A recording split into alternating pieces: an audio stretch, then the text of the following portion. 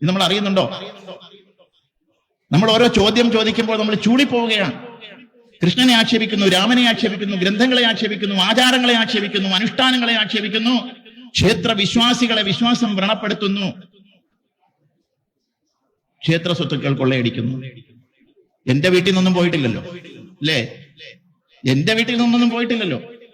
ഞാൻ അവിടെ കൊണ്ടുകൊടുത്തതും പോയിട്ടില്ലല്ലോ. നീ എന്തൊക്കെ പോയിട്ടുണ്ട്? നീ സാക്ഷാൽ അയ്യപ്പൻ തന്നെയാണോ അവിടെ ഇരിക്കുന്നതെന്ന് കോടതിക്ക് ഇപ്പോൾ ഒരു സംശയം. ഈ പ്രക്രിയയിൽ വിദേശികൾ പോലും പെട്ടിട്ടുണ്ട് എന്നാണ് കോടതി ഇപ്പൊ സംശയം പറഞ്ഞുകൊണ്ടിരിക്കുന്നത്. നമ്മൾ പറഞ്ഞിട്ടില്ല. എനിക്ക് യാതൊരു സംശയമില്ല. സംശയത്തിന് അതീതമായി ഉറപ്പ് എനിക്ക് ആ കാര്യത്തിലുണ്ട്. അതുകൊണ്ടാണ്, സംശയമേ ഇല്ല. അപ്പൊ ഈ രീതിയിൽ പോകുന്നതിന്റെ കാരണം നമ്മൾ തന്നെയാണ്. നമ്മൾ നമ്മുടെ കർത്തവ്യങ്ങൾ അനുഷ്ഠിക്കുന്നില്ല എന്നുള്ളത് തന്നെയാണ്. ഇവിടെ എത്ര യുവാക്കളുണ്ട് ഇപ്പോ, കുട്ടികളായിട്ടുള്ളവർ.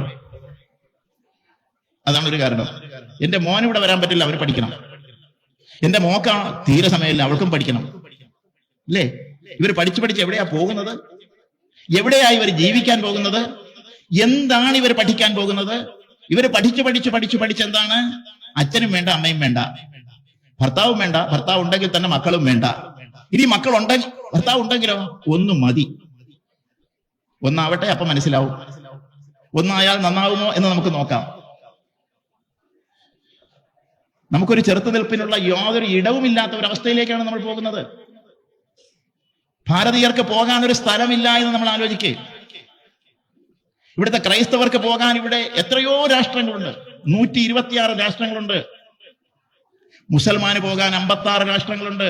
ഹിന്ദുവിന് പോകാൻ എത്ര രാഷ്ട്രമുണ്ട് എന്ന് ഇവിടെ ഇരുന്നുകൊണ്ട് ഇപ്പൊ ആലോചിക്കൂ.